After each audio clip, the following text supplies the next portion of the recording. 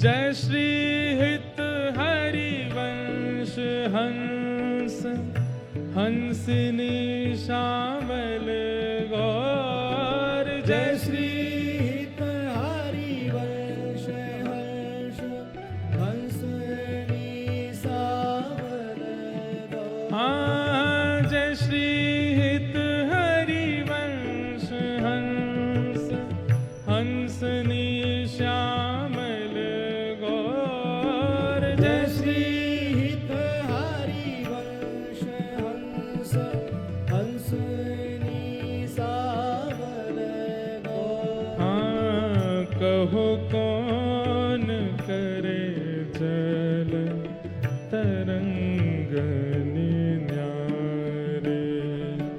कहो कौन करे जल तरंग न्यारे। ओ जोई जोई प्यारो करे सोई मोहे भावे। जोई जोई प्यारो कर सोई मोहि भावे। भावे मोहे जोई सोई सोई कर प्यारे। भावे मोहि जोई सोई सोई कर प्यारे। हाँ, भावे मोहे जोई सोई सोई कर प्यारे। भावे मोहि जोई सोई सोई कर प्यारे। जय जय राधा वल्लभ हित हरिवंश। जय जय राधा वल्लभ हित हरिवंश। जय जय राधा वल्लभ हित हरिवंश। जय जय राधा वल्लभ हित हरिवंश। जय जय श्री वृंदावन श्री वन चंद। जय जय श्री वृंदावन। जय जय राधा वल्लभ प्यारो हरिवंश।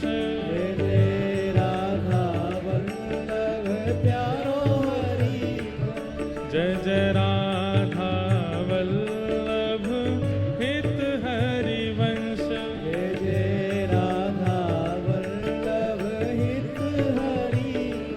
जय जय श्री वृंदावन श्री वन चंद। जय जय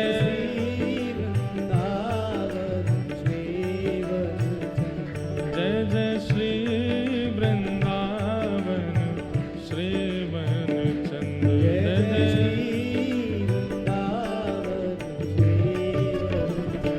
जय जय राधा वल्लभ हित हरि।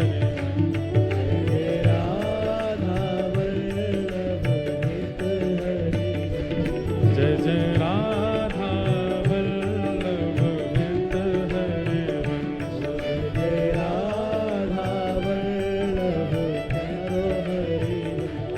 जय जय श्री वृंदावन श्री वन चंद। जय जय श्री वृंदावन। जय जय श्री वृंदावन श्री वन चंद।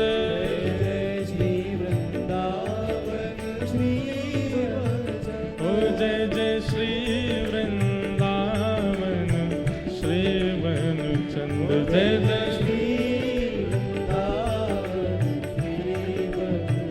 ओ जय जय श्री वृंदावन श्री वन चंद। भाव से जय जय राधा वल्लभ हित हरिवंश।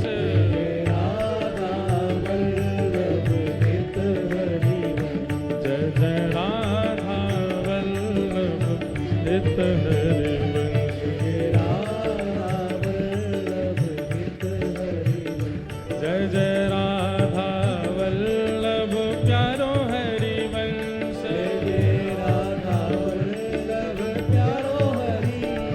प्यारो राधा वल्लभ प्यारो हरिवंश जय राधा वल्लभ प्यारो हरिवंश ओ प्यारो राधा वल्लभ प्यारो हरिवंश राधा वल्लभ प्यारो हरिवंश प्यारो राधा वल्लभ प्यारो हरिवंश राधा वल्लभ प्यारो हरिवंश जय जय श्री वृंदावन श्री वन चंद जय जय श्री वृंदावन श्री वन चंद जय जय राधा वल्लभ हित हरिवंश जय जय राधा वल्लभ हित हरिवंश जय जय श्री वृंदावन श्री मन चंद प्यारो राधा वल्लभ प्यारो हरिवंश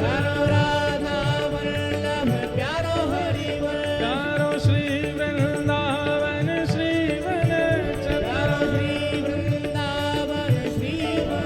ओ जय राधे राधे जय राधे राधे हरिवंश प्यारी हरिदास दुलारी वृषभानु दुलारी वृषभानु दुलारी जय राधे राधे। श्री ठाकुर जी हमको जानते हैं और जिसको जानते हैं उसको, जैसे यहाँ पे भी बहुत सारे लोग रोक रहे हैं अंदर आने से, आने नहीं दे रहे, बैठने नहीं दे रहे, लेकिन वो अपनी जानकारी बता देते हैं। देखिए हमारी उनसे जानकारी है तो तुरंत आने देते हैं। कहीं सिक्योरिटी हो, पुलिस वाले हो, उनको जानकारी बता दो तो वो आने देते हैं। ठीक वैसे ही गिरिराज जी में उत्सव चल रहा है। असंख्य लोग हैं संसार में, लेकिन यहाँ वही आ रहे हैं जिनको श्री जी के साथ जानकारी है, ठाकुर जी के साथ जानकारी है, उनको यहाँ पर प्रवेश मिल रहा है।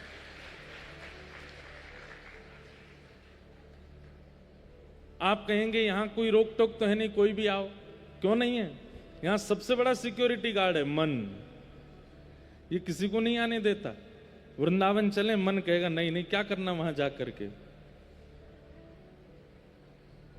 चलो कथा चल रही वहां चलें, गिरिराज जी की परिक्रमा चलें, मन नहीं जाने देता। श्रीमद् भागवत में भगवान कपिल देवूति माता से कहते हैं, चेतः खलवस्य बंधाय रतम्बा पुंसि मुक्तये। मैया, बंधन का कारण मन है। ये उपास कुंज केली दंपति तहाँ की करत खवास, सर्वस महाप्रसाद प्रसिद्धता के अधिकारी, विधि निषेध नहीं दास अनन्य उत्कट व्रत धारे। व्यास सुबत सुवन पथ अनुसरे, सोई भले पहचानिए। श्री हरिवंश गुसाई भजन की रीत सकृत को जाने है। बहुत सावधानी से सुनिएगा। श्री नाभा जी महाप्रभु जी का चरित्र वर्णन कर रहे हैं। श्री हरिवंश गुसाई भजन की रीत सकृत, यहां पर इस सकृत शब्द पर विशेष ध्यान दिया गया। सकृत का मतलब होता है एक। कहते हैं कि महाप्रभु जी की भजन रीति को इतने लोग सुन रहे हैं, अगर यहां गिनती की जाए तो 1000 से संख्या ऊपर है, 2000 से भी संख्या ऊपर है। लेकिन इतने लोग सुनने बैठे हैं, लेकिन पहले ही नाभा जी कह रहे हैं किसी एक को ही समझ में आएगा, सबके समझ में आने वाला विषय नहीं है, सकृत को जाने हैं। और हमारे आचार्य चरण तो ब्रज के रसिक जन ऐसा कहवे कि भैया श्री हितरवंश महाप्रभु के भजन भाव को, सकृत को, ये सकृत शब्द सेवक जी महाराज के लिए कहा है। श्री हितरवंश महाप्रभु के परम अनुयायी श्री सेवक जी, उनका भी चरित्र आएगा तो महाप्रभु जी के साथ में कहेंगे। सेवक जी महाराज जिनके लिए महाप्रभु जी नित्य लीला से लौट करके आए और आकर के उनको दीक्षा प्रदान करी, ऐसे सेवक जी महाराज। तो कहते हैं कि सकृत शब्द सेवक जी के लिए, कि वो ही समझ पाए, नहीं तो महाप्रभु जी की भजन रीति और उनके भाव रीति को सबको समझ में आ जाए, ये संभव नहीं है। आज हमारे वृंदावन में श्री हरिवंश, हित हरिवंश सब करते हैं, श्री हरदास सब करते हैं, परंतु भैया इनके अत्यंत गूढ़ मन के भजन के भाव को समझना सामान्य बात नहीं है। इसलिए बहुत ध्यान लगा के, मन लगा करके, रसिक जनों को प्रणाम करके, बड़ी कृपा आकांक्षा करके श्रवण करोगे, तभी महाप्रभु जी की प्रीत की रीत को जान पाओगे। स्वयं ठाकुर जी की मुरली, स्वयं ठाकुर जी की वंशी हितरवंश महाप्रभु के रूप में पधारी है। जिनके स्वयं चरण श्री ठाकुर जी चापते हैं, ऐसी है वंशी। ठाकुर जी की सेवा पूरा विश्व करे, लेकिन ठाकुर जी वंशी की सेवा करें। रंध्रान वेणो अधर सुधया पूरयन गोप वृंदई। देखो, अनुभव करना, चिंतन करना, वंशी को कितना सौभाग्य है। सेवा करते हैं, ठाकुर जी अपनी उंगलियों से चरण दबाते हैं, अपने होठ की तकिया पे सुलाते हैं, अपनी नासिका के जो मोती हैं वहां से मानो छत्र रखते हैं, और अपनी पलकन को वंशी बजाते बजाते जब खोलते हैं, बंद करते हैं, खोलते, तो मानो जैसे दो बीजना हैं, दो पंखा हैं, उनसे ठाकुर जी ऐसे हवा कर रहे हैं, शयन कराते हैं वंशी को। और भैया ये खावे का है, पूरे दिन सोती रहे, बोले कछुना, ये तो ठाकुर जी को अधरामृत पावे, साक्षात श्री कृष्ण को अधरामृत सेवत करे। और बोले या को काम कहा है, ठाकुर जी या की इतनी सेवा क्यों करें? बोले ठाकुर जी कहें मैं तेरी सेवा करूंगा, मैं तो को अपना अधरामृत पिवाऊंगा, अपनी पलकन से तेरी बीजना करूंगा, तू कहा कर। बोले जितने भी मेरे प्रेम में रत हैं, सबन को खींच खींच के मेरे पास लेके आ, मेरे आश्रय में लिया। ये वंशी को काम है, या हमारे ठाकुर जी वाकी इतनी सेवा करें। ये तो है एक सामान्य बात, अंतरंग बात पता है ठाकुर जी इतनी सेवा क्यों करें वंशी की? बोले क्योंकि श्री जी को बहुत प्रिय है, किशोरी जी को बहुत प्रिय है। ये सहचरी ठाकुर जी को किशोरी जी की सेवा में इतनी जल्दी आन ना दें। बड़े रसिक जनन ने पद गाए, कितनी ठाकुर जी को अभिलाषा करनी पड़े, कितनी प्रार्थना करनी पड़े, तब जाकर के ठाकुर जी को सेवा प्राप्त होवे। क्योंकि श्री जी को भी भावे नहीं कि भाई हमारे प्रियतम चरणन में बैठे रहें। तो कई बार ऐसा होवे जहां से हमारी प्रीति है वहां से स्पष्ट हम नहीं मिल सके, तो वाकई जहां से प्रीति है हम वहां से मिलने में। तो किशोरी जी को अति प्रिय लगे वंशी, तो ठाकुर जी वह वंशी की सेवा कर लें, वह वंशी कोई नाद कर लें, वंशी कोई अधर पर दरा लें, वंशी को ही अपने कोमल उंगलियों से वाक्य चरणन को सेवा कर लें। हमारे वल्लभ कुल के एक आचार्य हैं, उन्होंने एक पद भेजा,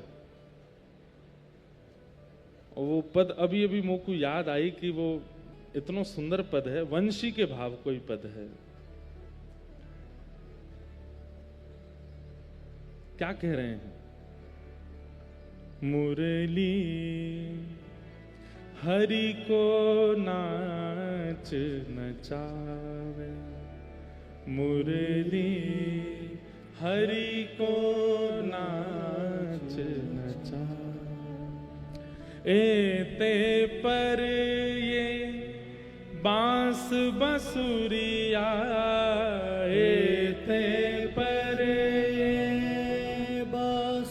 बसुरिया एते पर ये बांस बसुरिया एते पर ये बांस बसुरिया नंद नंदन को भावे नंद को भावे सूरदास जी का पद है। सूरदास जी कह रहे हैं भैया कोई अगर हमें नचावे, नचावे को मतलब हम पे शासन करे, उठ जाओ, बैठ जाओ, खड़े हो जाओ, चलवे लग जाओ, लेट जाओ, अगर कोई हम पे शासन करे वो हमें अच्छा लग सके। लेकिन बोले भैया ये ब्रजमंडल में हमने कहा देखो, बोले कहा देखो, बोले वंशी ठाकुर जी को नाच नचावे और इतने में भी ये उनको बड़ी भाव है। एते पर ये बांस बसुरिया एते पर ये बांस बसुरिया नंद नंदन को भावे नंद नंदन को भावे मुरली हरि को नाच नचावे मुरली। हरि को नाच नचावे। और इतना ही नहीं है, या वंशी के कारण महाराज जी कोई भारी वस्तु उठाई जाए, अभी कोई भारी ये स्पीकर धरो, यही को उठावे मैं अपने पाम भी टेढ़े कर लूंगो, कमर भी झुका लूंगो, अपने हाथ भी टेढ़े कर लूंगो। भारी वस्तु उठावे में टेढ़ो मेढ़ो होनो ये तो स्वभाव है मानव को। लेकिन हमारे ठाकुर जी ने जब गिरिराज जी धारण किया तो बिल्कुल सीधे खड़े हैं, त्रिभंगी नहीं है ठाकुर जी। श्रीनाथ जी देखो बिल्कुल सीधे खड़े हैं, दोनों पाम सीधे, कमर सीधी, मुख भी सीधो, बस ये हाथ ऐसे करके ठाकुर जी खड़े हैं। लेकिन 50 ग्राम की 100 ग्राम की वंशी को जैसे ही धारण करें सो महाराज पाम भी टेढ़े है जाए, कमर भी टेढ़ी है जाए, मुख भी टेढ़ो है जाए, मानो जैसे कितनो भार लग रहे हो। बोले भार नहीं है तो भैया टेढ़ो भारी वस्तु को उठावे में ही ना हो जाए, कई बार अत्यंत पूजनीय वस्तु आ जाए तो वहां के सामने भी टेढ़ो हो जाए, झुको जाए, ने धीमो हो जाए। टेढ़े ठाड़े रहत अधीनता के हुए, ठाड़े रहत अधीनता के वे सकुच न बोलत बात, सकुच न बोलत बात वह निधरक आज्ञा करवावत, वह निधरक आज्ञा करवावत ने कहूँ नहीं लजात, ने कहूँ नहीं लजा। अरे ठाड़े रहत अधीनता के हुए। ठाकुर जी वंशी को धारण करने के लिए कैसे अधीन रहेंगे। राधारमण जी को देखो, बंगला बने हैं, पुष्प के बने हों, फलन के बने हों, 56 भोग ऐसे खड़े रहेंगे। अरे एक सामान्य सी बात है कि अगल बगल अगर कुछ योजना बनी है तो नेक हम इधर भी देखेंगे, इधर भी, पर ठाकुर जी ऐसे ही खड़े रहेंगे, राधा वल्लभ जी ऐसे ही खड़े रहेंगे, बिहारी जी ऐसे ही खड़े रहेंगे। क्यों? वंशी हाथ में है। बोले वाकई लैया इतने अधीन खड़े रहे तत्पर, और सकुच न बोलत बात, सकुचाते हैं उसके आगे बोलते नहीं है ठाकुर जी। ये गोपियां आपस में चर्चा कर रही हैं। और वह निधरक आज्ञा करवावत, और वो वंशी ठाकुर जी को आज्ञा करवावे, ने कहूं नहीं लजात। अरे कभी विचार ना करें, जगत नियंता जगदाधार परमेश्वर परमात्मा को अपने अधीन करके रखे। मुरली हरि को नाच नचावे, मुरली हरि को नाच नचा। और ये वंशी कैसी है? जब जानत अधीन भये हैं, जब जानत पाणत अधीन भये। जैसे ही या वंशी को पता चले कि लाला मेरे अधीन है गयो है, श्री ठाकुर जी मेरे अधीन है गए, तो क्या करे? देखत ग्रीव नवात, देखत ग्रीव नवात। ठाकुर जी जब वंशी बजाते बजाते अधीन है जाए तो कैसे बजाने लगे? ये हस्त कमल तो ऊपर को चलो जाए और ये मुखमंडल ठाकुर जी को इधर को झुक जाए, और ऐसे है करके ठाकुर जी अधीन है गए हैं वंशी के। अपनी ग्रीवा को झुका लें, अपनी गर्दन को झुका लें ठाकुर जी। पढ़त अधर चलत कर पल्लव, पढ़त अधर चलत कर पल्लव। रंध्र चरण पलटा, रंध्र चरण पलटा। और हम पैरिस करि कर अवलोकत, हम पैरिस कर कर अवलोकत। नासा पुट फरकावत, नासा खल पावत। सूर श्याम जब जब रीझत है, सूर श्याम जब जब रीझत है। तब तब शीश डुलात, तब तब शीस डुलात। मुरली हरि को नाच नचावे, मुरली हरि को एक दिना किशोरी जी ठाकुर जी से बोली, बड़े उमड़ घुमड़ के वंशी बजाओ, लाओ या मोए दो, मैं बजाऊंगी। किशोरी जी बोली, आज हम वंशी बजाएंगे, तुम सुनो। ठाकुर जी बोले, अरे श्री जी आप ऐसा मत करो, आप तो बैठ के केवल सुनो, आप तो केवल आनंद करो, आप तो केवल नृत्य करो, आप मत बजाओ।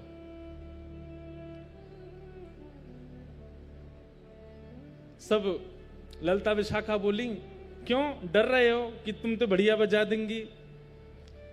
इन्हें अंदर संकोच लग रहा है।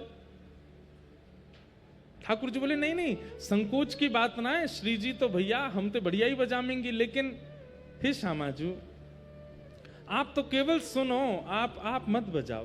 किशोरी जी बोली, आज तो यही हट है कि हम वंशी बजाएंगे, हमें वंशी दो।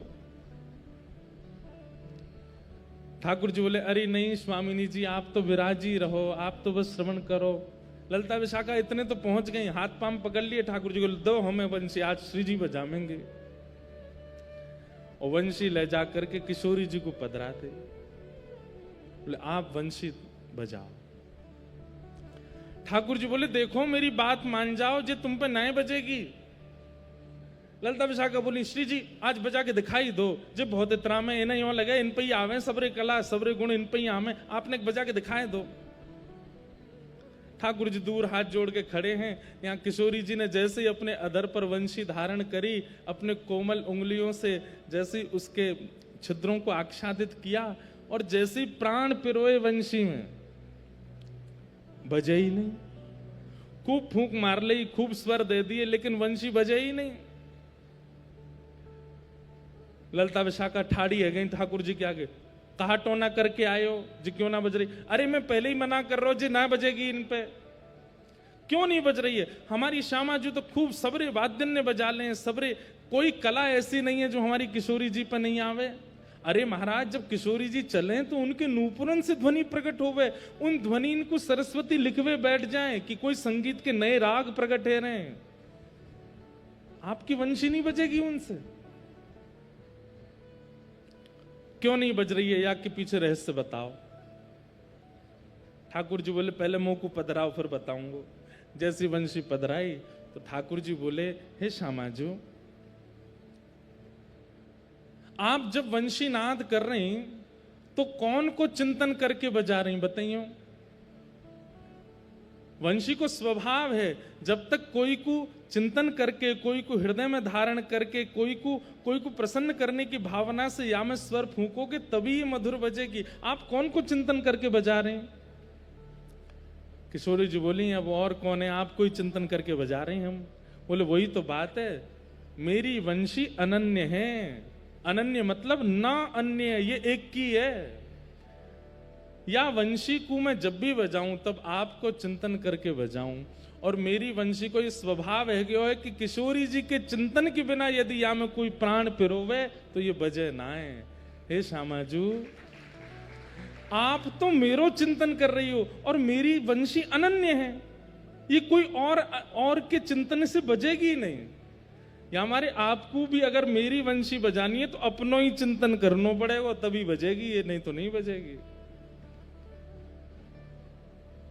मानो श्याम सुंदर कह रहे हैं, देख रही हो श्री जी, मैं तो अनन्य हूं ही आपको, लेकिन मेरे संग रहवे वाली वंशी, मेरो श्रृंगार, मेरो मोरपिच्छ, मेरी पाग, मेरे कुंडल, ये सब भी अनन्य हैं।